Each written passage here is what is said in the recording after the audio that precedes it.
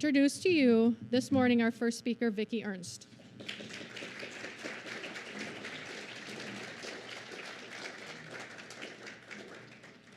Thank you so much, Jessica, for that warm welcome. And I want to thank everybody who's here today to hear more about trafficking and how it applies to the medical setting. So the first question I always like to ask the audience is, you see a young lady here on this screen before you. I want you to tell me, how old do you think this individual is? 12, 24, 16. We're going to talk about this individual at the end of the presentation. I will tell you, I have given this presentation a number of different times, and oftentimes I hear people say anywhere from 11 to 25 years old. So we're going to talk about her later. So I do have some disclosures. I am a registered public health nurse with the state of Minnesota. I am a former SANE. I am sane, I'm not insane, to the best of my knowledge. A SANE nurse is actually a sexual assault nurse examiner. So anytime an individual presents to a hospital and needs to have a sexual assault exam, this is where your SANE nurses come into play. I am currently the SANE program manager at Mayo Clinic in Rochester. I'm also the emergency department nurse manager, and most importantly, I am a mother of 4 and an auntie to more. So I share that because all of you can be affected by human trafficking and specifically sex trafficking. So when I do these presentations, these are some of the people I think about, and I encourage you to think about your own tribes. So today, a couple of our objectives. We're going to discuss the identification and assessment of sexual exploitation and trafficking victims in the medical setting, and we're also going to discuss the management and treatment of these individuals in the medical setting as well. So as many of you know, industries across the nation and across the globe are working on human trafficking, the prevention of it, the recognition of it, the awareness of it, which is why all of you are here today. On this slideshow, our work group in the emergency department at Mayo brought together some of the different pieces of literature that we have found out and about. So I just want to point those out. So on the far upper left, you see there's a Be Free card that was found in a large truck stop bathroom in the state of Iowa. In the middle, I spoke out in Los Angeles at the National ENA Convention, and I stayed at the Westin Bonaventure when I was out there. And this was a 15 by 15 placard that was posted on the front door of the hotel. So, of course, I had to walk around the hotel, and it was at every entrance, so it was great to see. This poster was poster-sized on the right side. This was found in a very, very small gas station in a very small town in the state of South Dakota. And down on your left is the Slave to Nothing. So In-N-Out Burger is a popular fast food joint on the West Coast in the southwest part of the United States. My parents winter in Arizona, so my kids are fortunate that we get to visit this place very often and drop some money into their Slave to Nothing Foundation. So my question to you is there an opportunity for health care? All these other organizations are doing something. The answer is, of course, or I wouldn't be here today, right? So healthcare may be one of the only opportunities for intervention. In fact, a survey of survivors, of human trafficking survivors, states that 88% of surveyed trafficked survivors have encountered a healthcare professional while in captivity. And of those, 63.3% were seen within an emergency department. This is a world health concern. There are long-term consequences related to human trafficking. There's a direct correlation between the length of captivity of these individuals and the severity of consequences. And I will share, in working with these victims and with these survivors, you can see that downward health. So what are some of the physical health consequences? The physical health consequences for these individuals include traumatic brain injuries, TBIs, STIs, sexually transmitted infections, broken bones, bruises, scars. Some of the common symptoms that we see in many of our trafficking victims and survivors as they come through the ED include headaches, back pain, stomach pain, and some memory problems. And many of them have untreated chronic health conditions. So these may be individuals who have asthma, and they're not being treated for their asthma routinely. So they have their chronic health conditions that go untreated. Mental health consequences include anxiety, depression, post-traumatic stress disorder, suicidal ideation or suicidal attempts, panic attacks, and substance abuse. I like to point out the substance abuse because I will tell you, with all of the survivors and the victims that we have worked with in the emergency department and in Southeast Minnesota, not all of them had substance abuse difficulties when they entered into the trafficking realm. However, today I will tell you that 100% of these individuals have a substance abuse difficulty at this time. So how did I get involved in human trafficking? Well, I decided to go back to school, and maybe I was insane then, in September of 2014 to study my doctorate. And I really wanted something that was going to have an impact, not only in the nursing field and in the medical field, but really in society, because all of us need to have those civic leader dudyships, right? So I knew this was going to be a little bit of a difficulty because at times we have varying generations. Jessica and I were just talking about this before the presentation. And so sometimes there's a thought that we just close our eyes to this stuff, okay? So I knew there was going to be some conservative individuals involved, and I was a little nervous about bringing this forward to the medical community. Fortunate for me, both the Emergency Nurses Association as well as the American College of Emergency Physicians came forward with position statements on addressing human trafficking. We did put together a work group in our emergency department, and the reason I put this up is because it takes an entire team to handle human trafficking and to embed this in the community. It's not just one person. And you can see it's not just nurses and doctors and healthcare providers. This is including our community collaborative partners as well, our social workers, our regional navigators, we'll talk about that, our police departments. In Minnesota, we have what we call a safe harbor law. For a show of hands, how many are familiar with the safe harbor law? Okay, many of you are. There's some that are not. So the safe harbor law in the state of Minnesota really protects those individuals who are victims of human trafficking. And instead of treating them as criminals, we treat them as victims. And we provide them with the tools that they need to help them. In the state of Minnesota, there are 8 regional navigators. And so this map before you really shows where the regional navigators are located throughout the state. I like to tell people, particularly in communities, that the regional navigator in your area of the state is your sex trafficking go-to person. That is their role. So I encourage you to go out to the Minnesota Department of Health to look up the regional navigators and to determine who the regional navigator is in your part of the state.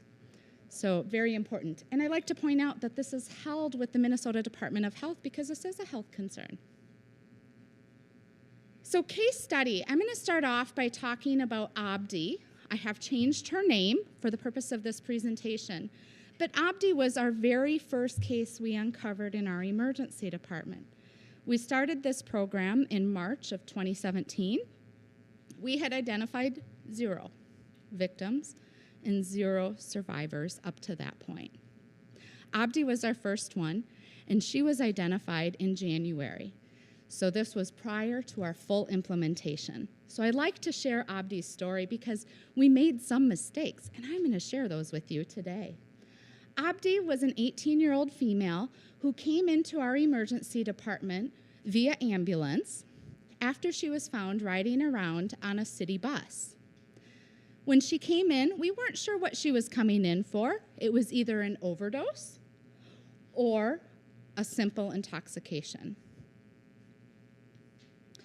So I'm going to go through and talk about the identification, assessment, management, and treatment of these individuals in the medical profession, and then we're going to come back and apply that to Abdi.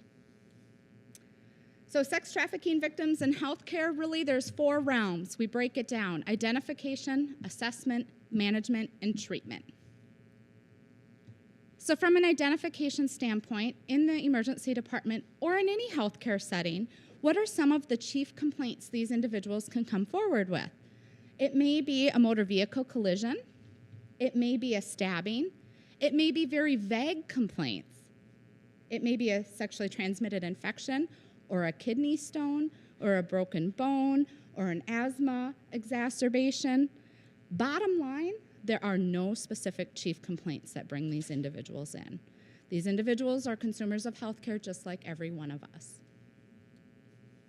So we can't just quickly say, this is what brings them in, this is how we identify them. So we need to be creative, and we need to think about how is it that we can identify them.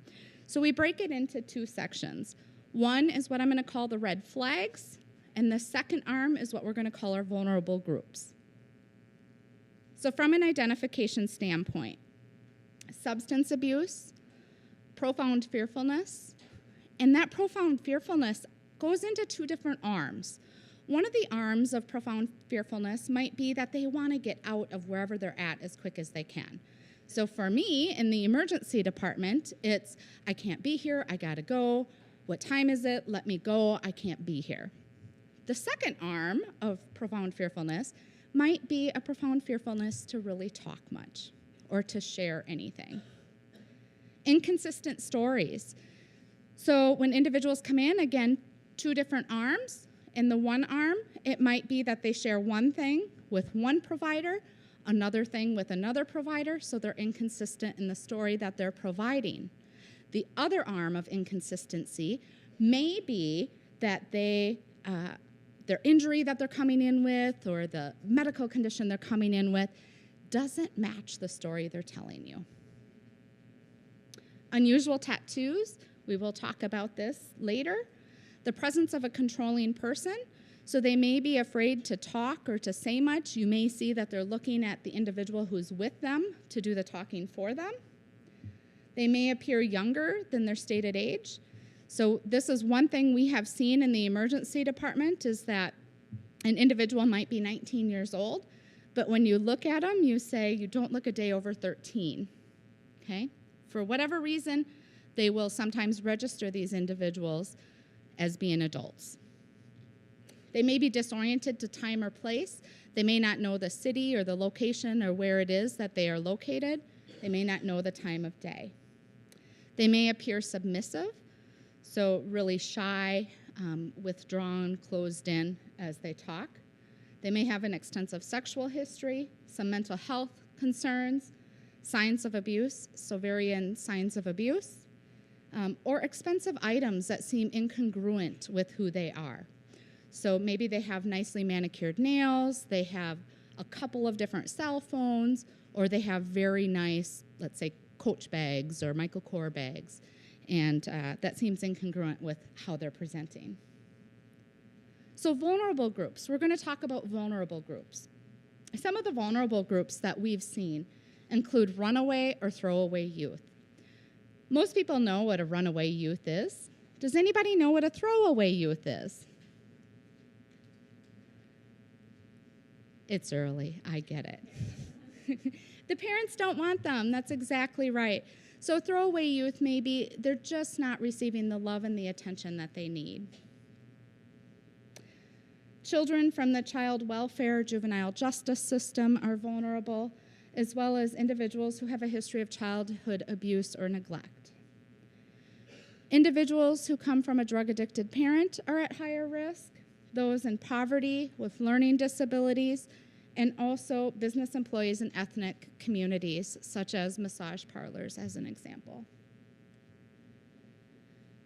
So now you've seen your patient, you've said boy, they've hit some of those red flags, they've hit some of those vulnerable groups, because I will tell you, not a one of these people are going to tell you, I'm being trafficked, because they don't even know what being trafficked is, right? So it's up to us to ask those questions.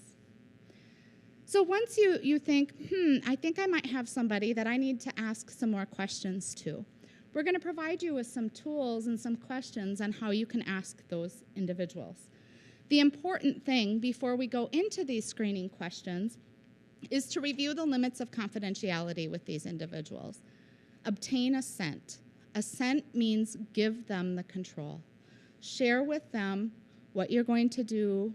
Ask them for permission. You ask your questions in a very compassionate manner and in a conversational style. So don't just go through and ask the questions. Be at that same level and have it as part of your conversation. Trust, safety, empathy.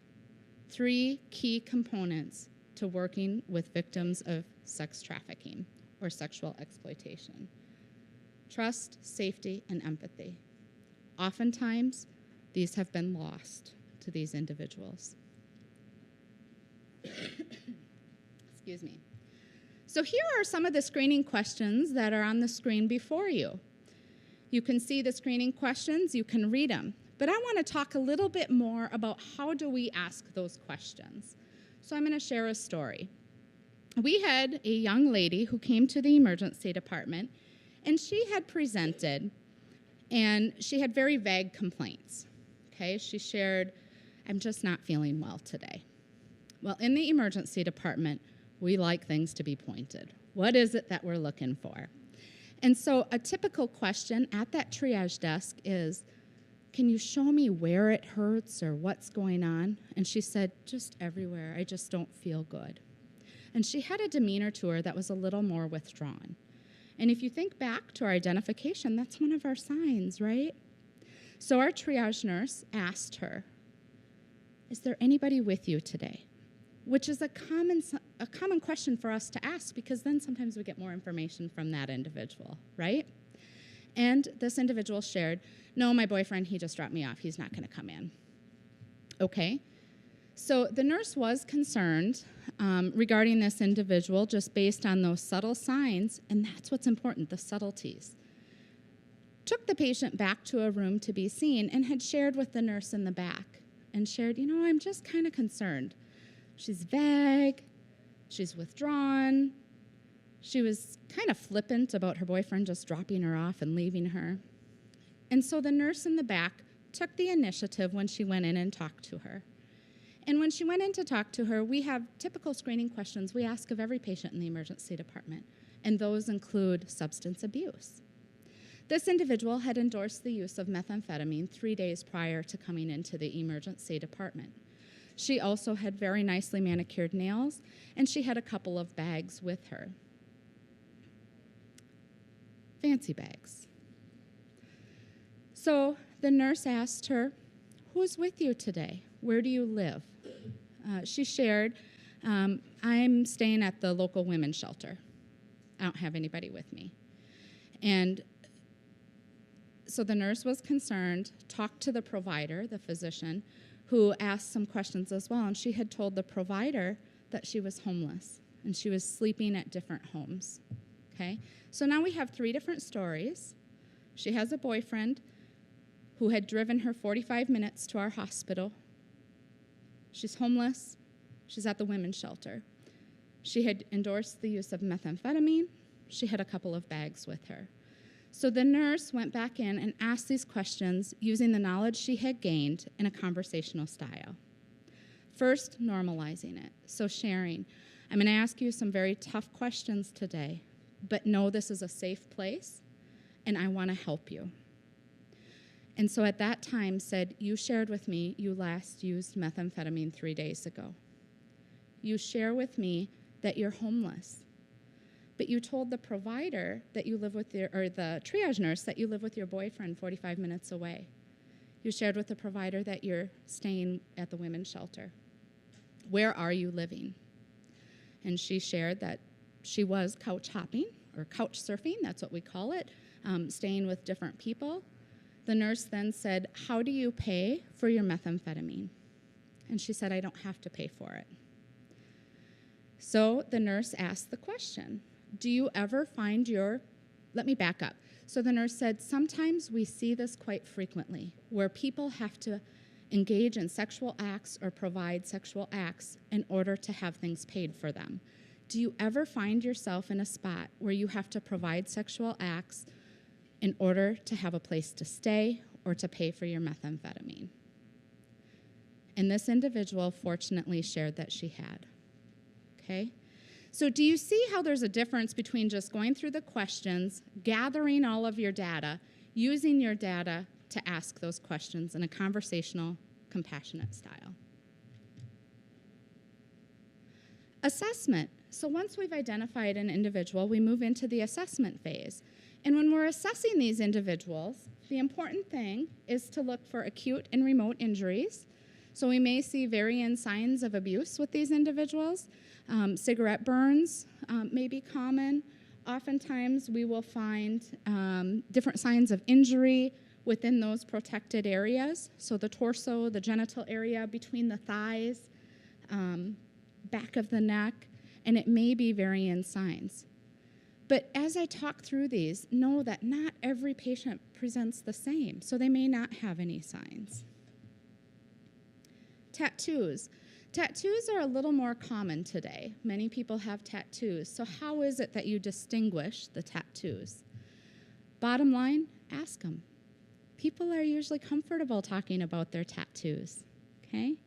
Some of the tattoos we've seen in our trafficking victims include tattoos that have something to do with money. So it might be dollar bills, or it might be a piggy bank.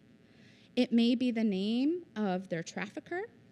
Okay, the last one I saw was a little rose. It was home done. It wasn't professionally done. And it had the name of the trafficker weaved through the leaves. It may be a barcode.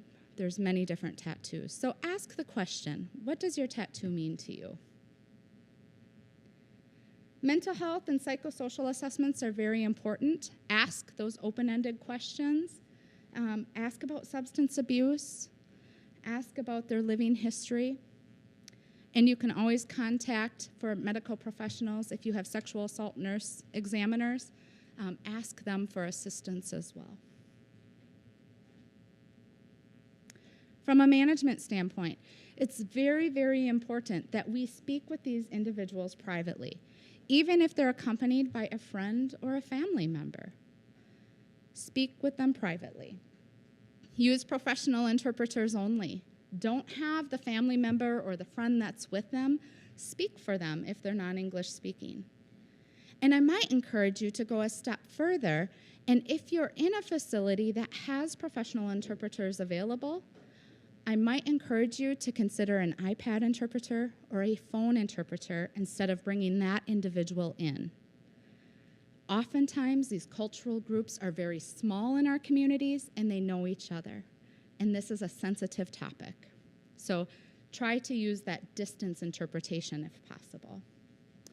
Always address whatever brings them in first, because remember, trust, safety, empathy. So we want to build their trust. We want to make sure that we are addressing what brings them in as well. And these individuals take time. They take patience, and trust is needed. So make sure you build that time to speak with these individuals. In our emergency department, we do engage our social workers and also our regional navigators.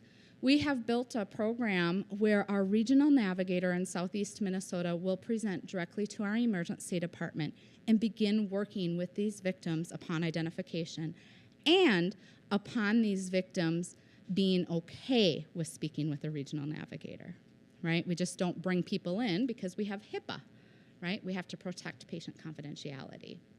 So that is key because that links them into community resources and that ongoing care that is so important to these victims.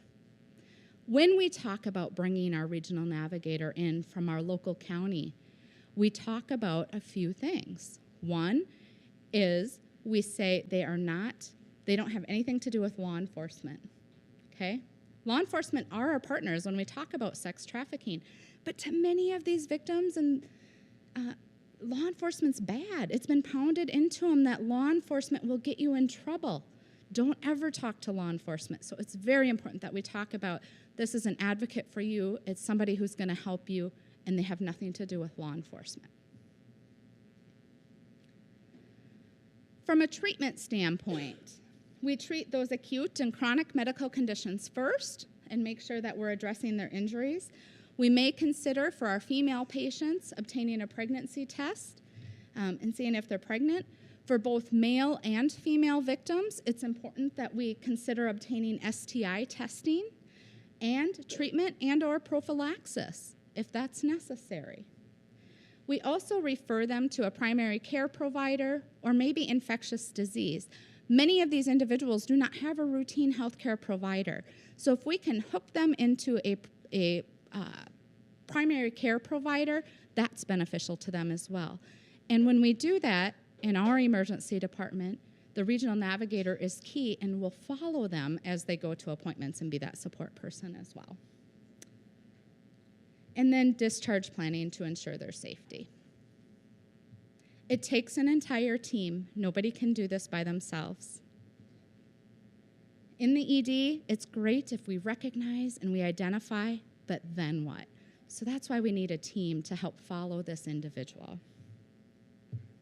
Patient resources. Some of our patients will deny that they have any involvement. They're not being paid for sex. Nobody's taken their money when they provide sex or sexual acts. And this is common. And it's okay, but we're planting the seed. And hopefully, if that seed is planted, the individual will be willing to receive that help in the future. So what we do is we will share. It sounds to me like this isn't a concern for you, but I want you to help me. We see this a lot in our communities. We see this a lot in the emergency department here. So can you do me one favor? Most of them will have a cell phone, and we will ask them to put the local victim services phone number into their cell phone. And we ask them to put it into their cell phone with a common name that they will remember. So they don't enter it as victim services or hotline. They will enter it as Becky or Amy, okay?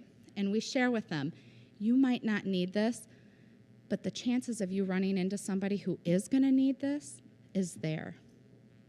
In addition, we want you to know that this is always a safe place to come back to if you ever need help or know somebody who does need help. So this we have found to be very beneficial.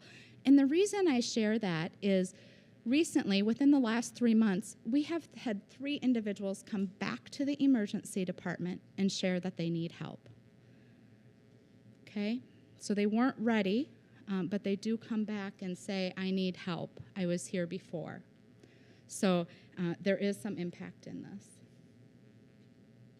So let's go back to Abdi, right? So we talked about identification, assessment, management, and treatment. Abdi, when she came in from the identification realm, we saw that she had substance abuse on board. We saw she had varying signs of abuse.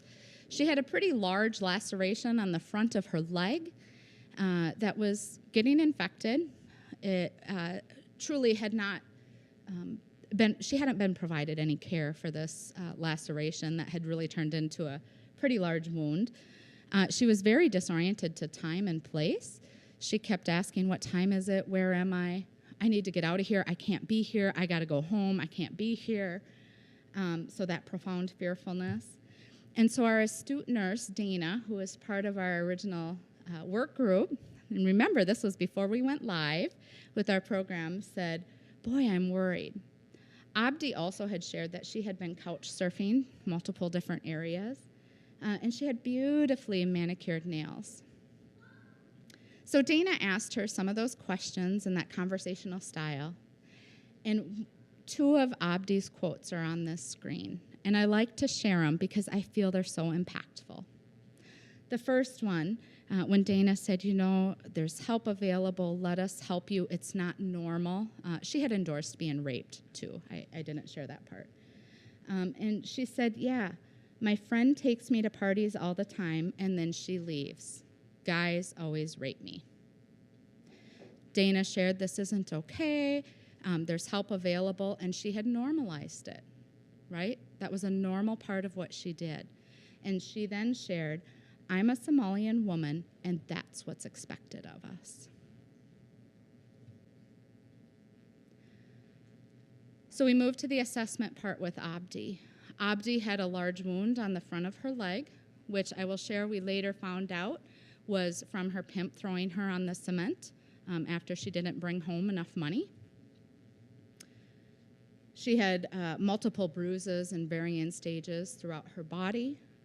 And we did do a sexual assault nurse exam because she had endorsed being raped prior to coming into the emergency department. During her sexual assault nurse exam, we did find what we call a foreign body in her vaginal vault. It appeared to be a piece of cotton that probably had been there for some time. This is one of the components that we will find at times because if women have menses, they can put some cotton up in that vaginal vault and they're still saleable during their menses cycle. The unfortunate piece is that's not always pulled back out, so it's all about the sales. From a management standpoint, we did some things well, and remember I shared I'm going to make myself vulnerable and tell you what we didn't do well. At first, we were awesome in making sure she was alone and by herself. But then, Abdi wanted her mom in the room with her, and then she wanted her best friend in the room with her. So being caring nurses, the most caring profession in the world, right? We said, boy, if this is what Abdi wants, we need to bring these people in to be with her and to be a support to her. Abdi spoke very proficient English. Her mom did not. So our first mistake was bringing mom and best friend into the room with her. Our second mistake was saying, we're going to call the Somalian interpreter so then your mom can understand what's going on too.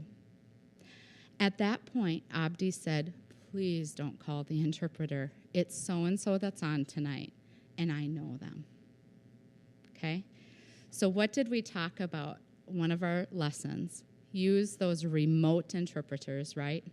Don't bring those cultures together.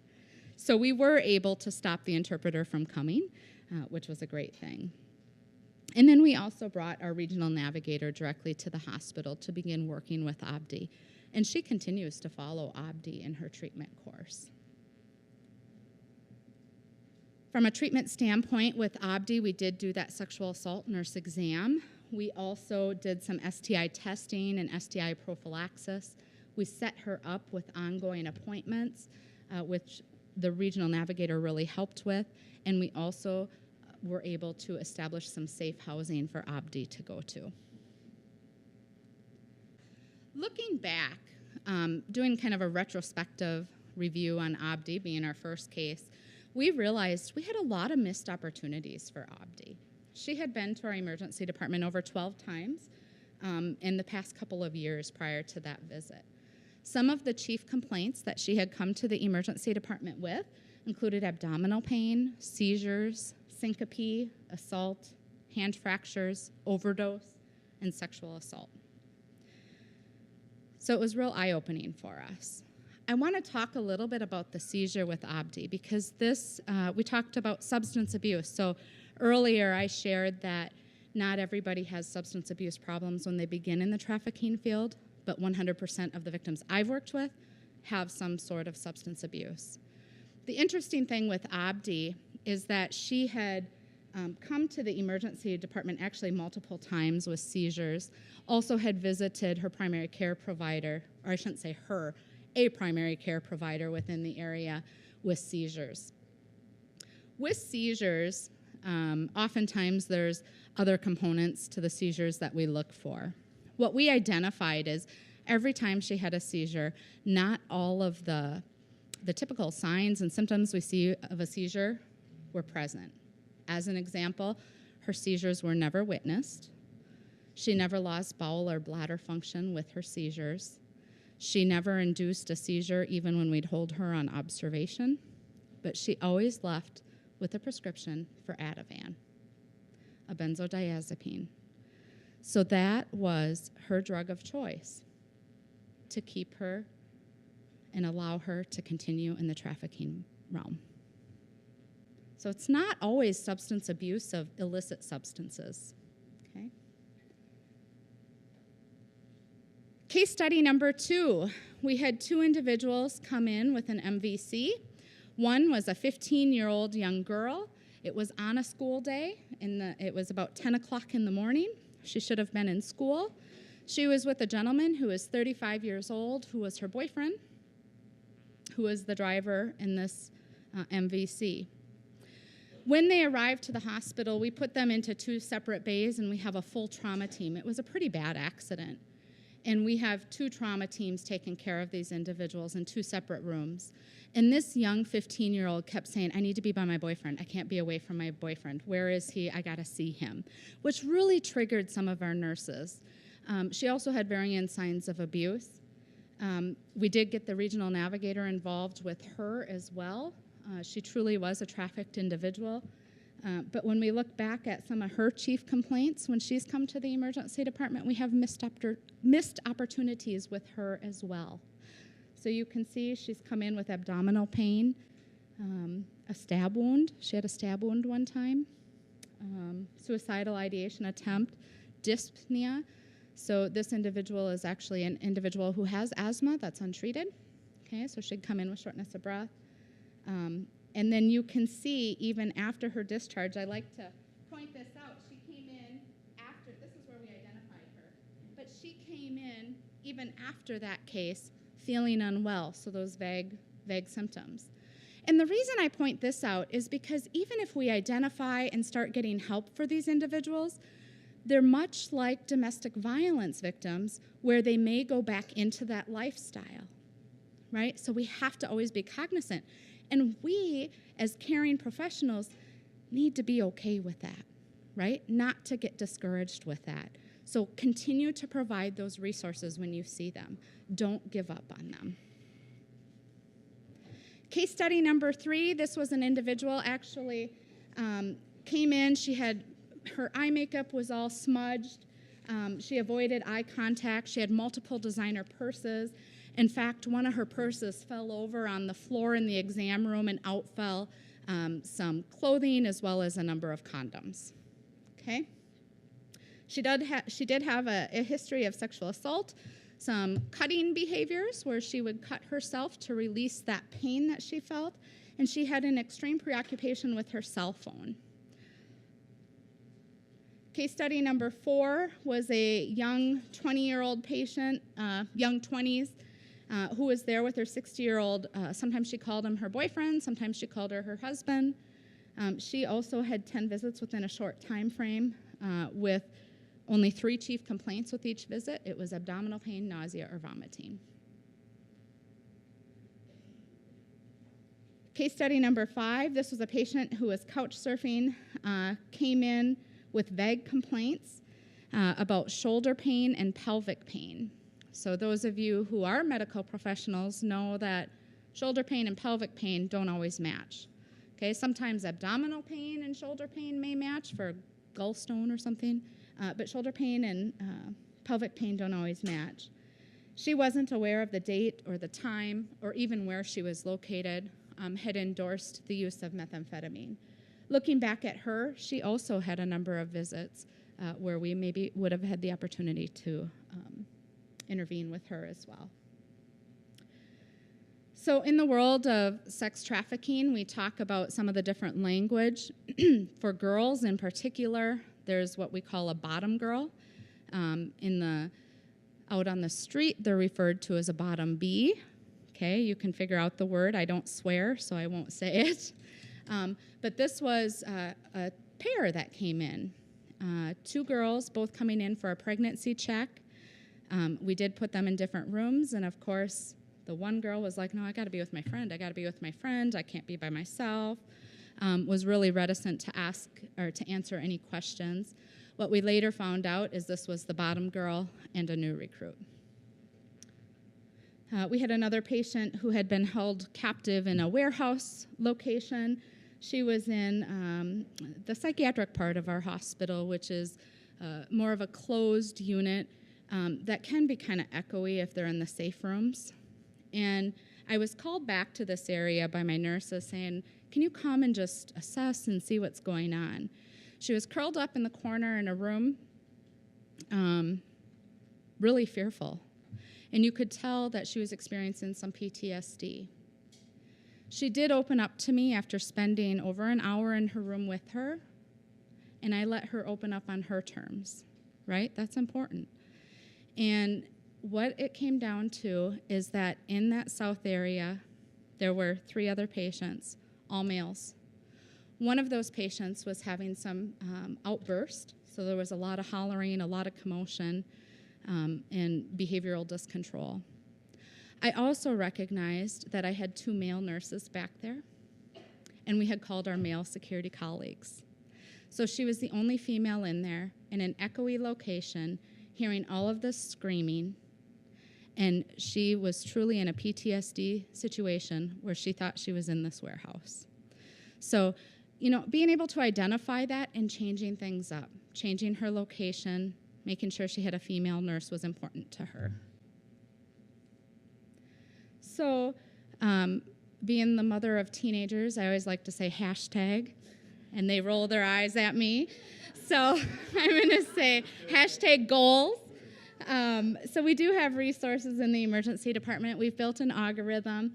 We have an entire evidence-based toolkit that's available to all of our nurses and providers so that they can go in and learn more about what are our resources in the community, in the state, in the nation, watch some videos, and some of the patient resources they can provide to our individuals as well.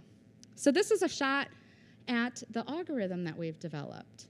So it's a 1-page document that individuals can print out because there's a lot of information I shared today, and we summarized it onto 1 page so that people can really review this and look at it. And what you can't see is there is a link to what we call our sexual assault nurse examiner order set. And the reason we have a link to that is it provides providers who may be not knowledgeable to what the STI prophylaxis or treatment should be. It has all of the doses on there. So we started off with 0. We're Rochester, Minnesota. For many of you, you might think we're a small little rural area. And I will tell you, people said this don't happen here. We've identified over 50 victims in that 2 years. And I'm going to share with you that's the ones that I'm aware of. I know there's been more. Because as I round in the ED, individuals will say, hey, Vickie, I had somebody. Let me review them with you. And those aren't being logged. So I know it's been greater than 50. And people say it doesn't happen here. I like to take this opportunity to share. Now, Rochester, depending upon which side of the tracks you're from, some people think Rochester is a big metropolis. Others think it's a small rural community. But those that are from the surrounding area in Rochester or rural areas think Rochester's a metropolis, and it happens there, but not in my community. Not in my community of 700 people. And I'm going to share with you that these 50 victims are not all from metropolises, okay? Some of these, there's one who's from a 300-person town that comes from a wonderful family with support at home. So the Safe Harbor Law, we did talk about that. I always like to put a plug in. Laura Sutherland is the regional navigator in southeast Minnesota. She is responsible for that whole bottom part of the state, and she has been a wonderful resource.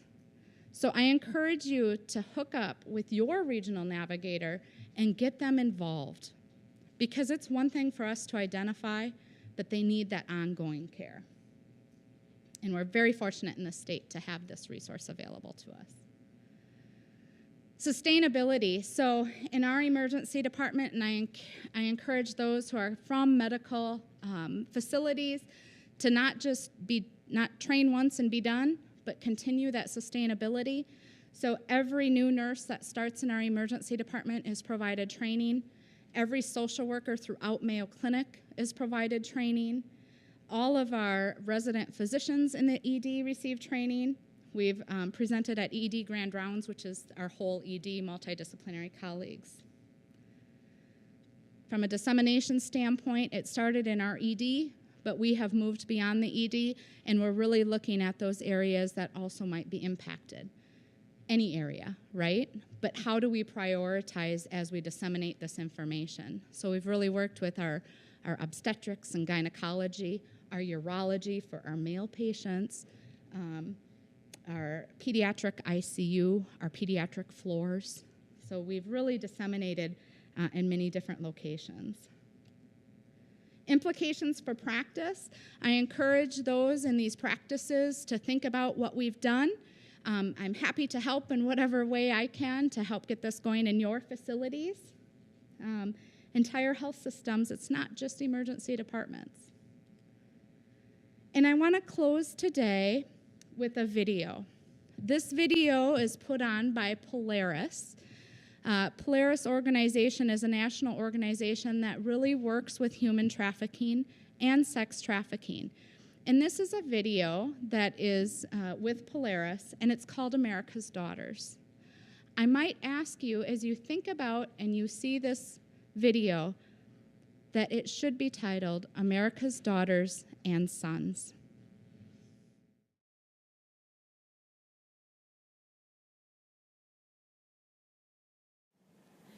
She was 4 years old the first time a man looked at her the way a man looks at his wife on their wedding day.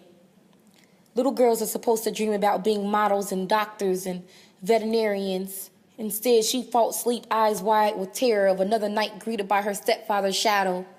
He was a real monster in her bedroom, and Mom, she was too fragile, too selfish to accept the truth that her little girl's innocence had been stolen one night when her boyfriend decided she wasn't good enough anymore. And since the little girl never had a real father, she accepted his advances because he always promised her his touches were acceptable, because he loved her. When you don't know yourself and you don't love yourself, you will fall for anything that sounds like love and feels like love. She was a walking corpse, stained with the fingerprints of strangers. And all she wanted was to walk the earth without the heaviness, the weight of all the men who tore a piece of her and took it with them. She never made it to see her 18th birthday. This is for the pain, for the stains that bath water won't wash away, for the scars left on the hearts of the fatherless child. This is for the girls objectified instead of praised like queens. This is for the agony. Growing up without a father, but all you really want is love, and you don't understand love. So one day when some guy stops you in a train station or a street corner and tells you you're beautiful, you are quickly intrigued. You like the fact that someone notices you, and you will do anything to feel like he's everything, and he promises you everything, and the things he convinces you to do, they don't seem that bad if afterwards he shows you how much he loves you. Your morals are abandoned on that sidewalk where you turned your first trick. Your beauty is left in that hotel room where some stranger touched you like his girlfriend and then left the money on the nightstand. And every night, you die again, compromising your worth for what your pimp calls love and security. The hustle, the street lights, the schemes, it never seems worth it, but you have the liquor to comfort your fears. And as long as your profits meet expectations, you will have what you always wanted your whole life. Love. Love that doesn't feel right, but it's all you think you're worth, so you take it every day. You sleep when the sun comes up, rise when the sun is down. Conceal the torment with makeup and stylish hairdos. Put on your best outfits. Something arousing because you have to make them happy. The men, the tricks, the pimps. This is for the pain. This is for America. In hopes that you will notice that 12-year-old girl who was forced to trade her lunchbox and sneakers for a Chanel purse and pumps. This is for the 16-year-old girl kidnapped by a gang of men on her way to school and held captive in a house right next door to you. This is for the 20-year-old girl who took her last beating today because she couldn't bring herself to let another man hold her down and violate her. We are all slaves for love, degrading ourselves for acceptance of a man that's the closest thing to a father figure we've ever known. We were once just girls with aspirations and a small piece of hope. Now who will notice us? Who will save America's daughters?